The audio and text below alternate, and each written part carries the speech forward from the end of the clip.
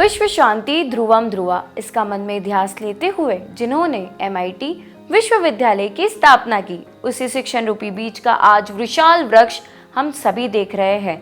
ये सब जिनकी संकल्पना से उभरा है, उनकी मेहनत, उनके तप का फल है। वो MIT शिक्षण समूह के संस्थापक अध्यक्ष, ज्ञान योगी, कर्म योगी, विश्वधर्मी प्रोफेसर डॉक्टर विश्वनाथ दा कराड सर, उनकी ही ध्येय भूमि ध्यास भूमि में आप सभी का स्वागत है। हर कण में देव है, हर मन में देव है, और इस दुनिया में जो सबसे अहम चीज है वह है देव। ऐसे ही जो कहता है ना मनुष्य, मैं भगवान में नहीं मानता हूँ या मुझे भगवान जी पर विश्वास नहीं है, उसे भी एक दिन भगवान जी के होने का अनुभव और एहसास हो ही जाता है। तो आइए जानते हैं विश्व शांति संवाद माला के इस भाग में कि जैसा भाव वैसा देव का क्या अर्थ है, डॉक्टर संजय उपाध्याय सर से। सभी साधकों का, दर्शकों का हार्दिक स्वागत। हर एपिसोड में अलग अलग विषय लेके हम संवाद प्रस्तावित कर रहे हैं और आज का विषय है जैसा भाव वैसा देव। देखिए, पूरी दुनिया में जो सबसे अहम चीज़ है और वो है देव, भगवान, ईश्वर। आप जिस नाम से पुकारो, लेकिन हम मन में तो यही भाव रहता है कि एक शक्ति जो है, जो पूरी दुनिया में है, वो अज्ञात है, हमें ज्ञात नहीं है, लेकिन वो अस्तित्व में है। और मनुष्य कहीं का भी हो, लेकिन जब उसके सामने ऐसी घटना घटती है जिसका उसे अंदाज़ा नहीं आता, जिसका उसे पता भी नहीं लगता, उस घटना का अगर एनालिसिस करना हो, उसकी अगर मीमांसा करनी हो, तो वो कर नहीं पाता। और फिर वो सोचता है कि अरे ये कैसे हुआ। कई बार ऐसे हम सुनते हैं कि कई इमारत गिरी और इतने इतने लोग मरे, लेकिन एक 6 महीने का बच्चा बच गया। अब इस दुर्घटना में ये 6 महीने का बच्चा कैसे बचा, इसका कोई गणित अपने पास नहीं है, उसका कोई उत्तर हमारे पास नहीं है। फिर हम कहते हैं कि ये ऊपर वाले ने बचाया, भगवान ने बचाया, देव उसके पीछे रहे इसलिए वो बच गया। ये क्या है, ये देव क्या है, इसके बारे में आज हम सवाल प्रस्तावित करेंगे। आपके भी मन में वो देव है। भले जो भी आदमी कहता होगा कि मैं भगवान को नहीं मानता, लेकिन जब उसे कहना है कि मुझे भगवान को नहीं मानता, वो भगवान शब्द तो उसको इस्तेमाल करना ही पड़ता है। इसका मतलब है कि अगर मेरा विश्वास नहीं है, ये जब मैं कहता हूँ तब भी मुझे भगवान शब्द तो कहना पड़ता है, और वो काफ़ी है। ये जो देव है, इस देव के बारे में हम पहले बात करेंगे, क्योंकि मुझे तो ऐसे लगता है कि पूरी दुनिया में जो मनुष्य है, उसका जो साइकोलॉजिकल स्टेटस है, तो उसे हर एक घटना के पीछे कोई कर्ता चाहिए, और ये कर्ता कौन है, इसकी खोज चलती है। मनुष्य तभी शांत होता है जब उसे पता चलता है कि इस घटना का ये कारण है। तो हर वक्त हम ढूंढते रहते हैं कि ये जो घटना घटी है उसके पीछे कारण क्या है। और जिस क्षण ऐसी स्थिति आती है कि हमें कारण नहीं मिलता, घटना तो घटी है, आंखों के सामने है, लेकिन फिर भी उसका कारण नहीं मिला, उसका कर्ता हम नहीं खोज पाए, उस वक्त ये शब्द अस्तित्व में आ गया। वो क्या है? देव। देखिए, जहाँ तक भाषा का सवाल है, मैं तो अक्सर ये कहता हूँ कि जो चीज़ हमें पता है, जो चीज़ मुझे मालूम है, जो ज्ञान है हमारे पास, जो चीज़ ज्ञात है, उसको हम वेद कहते हैं। क्योंकि संस्कृत में विद ये मूल धातु है भाषा में, और विद का अर्थ है मालूम होना, अंग्रेजी में टू नो। और फिर उसका नाम क्या बनता है, उसका नाउन बनता है Veda, the thing which is known. मुझे तो ऐसे अक्सर लगता है कि ये जो वेद है का मतलब है हमें जो चीज़ पता है, जो चीज़ हमें मालूम है, और जिस चीज़ का हमें अंदाज़ा नहीं आता है, जो चीज़ हमें ज्ञात नहीं होती, तब वो दोनों अक्षर अपनी जगह बदलते हैं और उससे देव तैयार होता है। ये वेद के जो 2 अक्षर हैं, व और द, ये दोनों अपनी अपनी जगह चेंज करते हैं और शब्द तैयार होता है देव। सो जो ज्ञात है वो वेद है, और जो अज्ञात है वो देव है। इतना आसान हम अगर देव शब्द की तरफ देखते हैं तो मन को शांति मिलती है। और ये शांति इसलिए है कि दुनिया में कई बार ऐसी घटनाएं घटती है, जैसे मैंने कहा कि हमें पता नहीं लगता ये क्या है, ये क्यों हुआ। जैसे मैं आपसे कहूँ कि हाईवे है और सुबह 4 बजे कोई कार किसी आदमी को उड़ाकर चली गई, उस आदमी की मृत्यु हुई, वो शव वहीं गिरा हुआ है। पुलिस आती है, पुलिस देखती है, उसका पंचनामा किया जाता है और फिर पुलिस कायदे की जो किताब है उसमें लिखती है कि अज्ञात कार चालक के खिलाफ गुनाह की नोंद की जाती है। ये कौन कार चालक है? वो अज्ञात है, लेकिन अज्ञात होने के बावजूद भी हम ऐसे लिखते हैं कि वो अस्तित्व में है। कौन?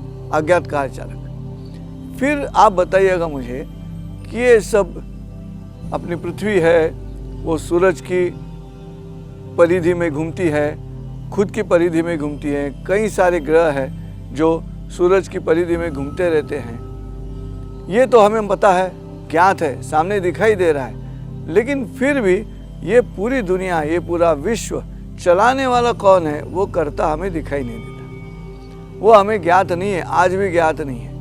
इतने हजारों साल, लाखों साल हुए, लेकिन ये जो अस्तित्व है दुनिया का, हम ढूंढ रहे हैं कहीं मंगल ग्रह पे हमें मनुष्य का कुछ तो पता चले कि और मनुष्य है क्या, एलियंस है क्या। लेकिन तब तक, जहाँ तक इस पृथ्वी का सवाल है, मनुष्य तो यहीं पे है। और फिर ये पूरी दुनिया जिस तरह से चलती है उसका आकलन हमें नहीं होता, और इसलिए हम कहते हैं कि ये ऊपर वाला है। ये कौन ऊपर वाला दिखाई देता है? दिखाई नहीं देता। फिर क्या है? फिर भी एक अज्ञात शक्ति है, जो हमारे जो शास्त्रज्ञ हैं उन्होंने भी उसको मंजूर किया है कि ऐसी तो कोई अज्ञात शक्ति है, और वो ज्ञानी है, वो अस्तित्व में है, हमें दिखाई नहीं देती। उसी को देव कहा गया है, उसी को ईश्वर कहा गया, उसी को भगवान कहा गया।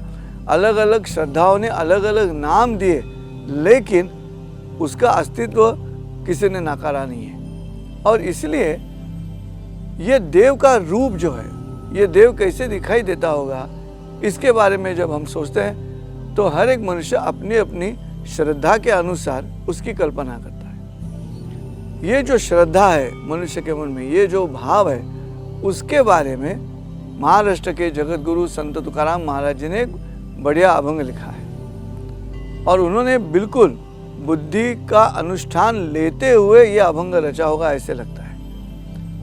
मराठी में अभंग में उन्होंने लिखा है कि पाषाण देव पाषाण पायरी, पूजा एकावरी पाये ठेवी। उसका हिंदी अनुवाद इस तरह से है कि पत्थर का भगवान पत्थर की ही सीढ़ी, समझ रहे हो? पत्थर का भगवान पत्थर की ही सीढ़ी, दूजे पर पांव पहले पे माला चढ़ी। पत्थर का भगवान पत्थर की सीढ़ी, दूजे पर पांव पहले पर माला चढ़ी। तुका कहे जैसा भाव वैसा ईश्वर, तुका कहे जैसा भाव वैसा ईश्वर, बाकी दुनिया सारी मन कहे नश्वर, बाकी दुनिया सारी मन कहे नश्वर। एक ही है जो शाश्वत है, और कौन शाश्वत है?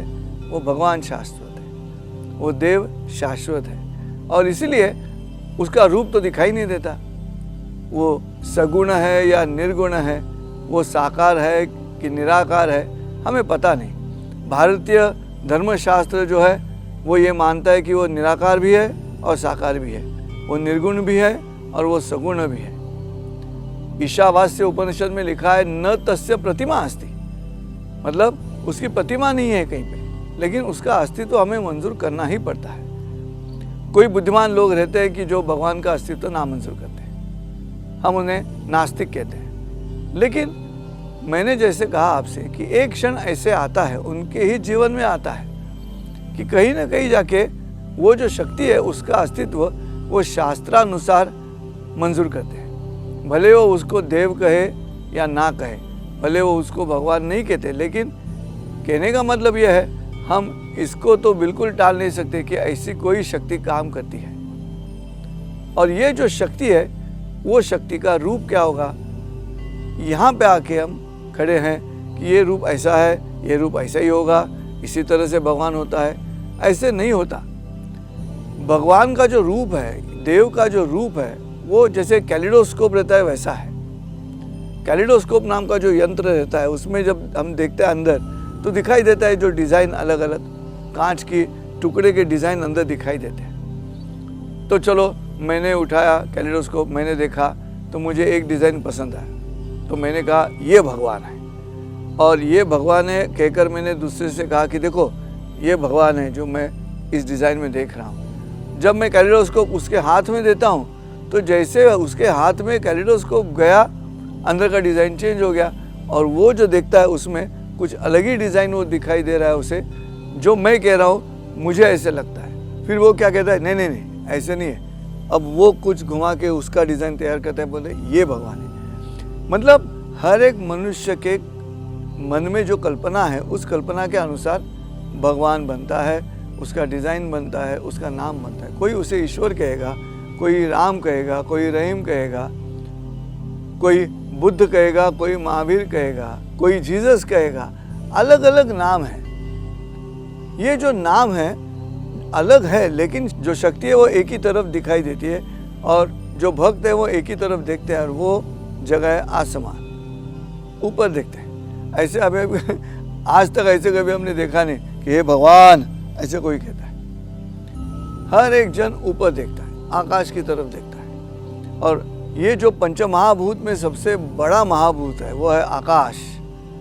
और आकाश स्वरूप क्यों, बाकी चारों जो महाभूत हैं, पृथ्वी आप तेज वायु, ये चारों वो इस आकाश नाम के महाभूत में घूमते रहते हैं। देखिए मुझे तो ऐसा लगता है कि आम आदमी के लिए ये जो कल्पना है भगवान की, ये एक मानस शास्त्रीय दवाई है। उसके निजी ज़िंदगी में अगर खुशहाली चाहिए, शांति चाहिए, तो ये भगवान जो है, ये जो देव है, ये राम होगा, रहीम होगा, जो भी है उसकी आवश्यकता है। मनस शांति के लिए उसकी आवश्यकता है। हमने इस विश्व शांति संवाद माला के भाग में जाना कि भगवान का हमारे जीवन में बहुत ही महत्वपूर्ण अस्तित्व है, और जैसा हमारा भाव होगा वैसा ही हमारा देव होगा।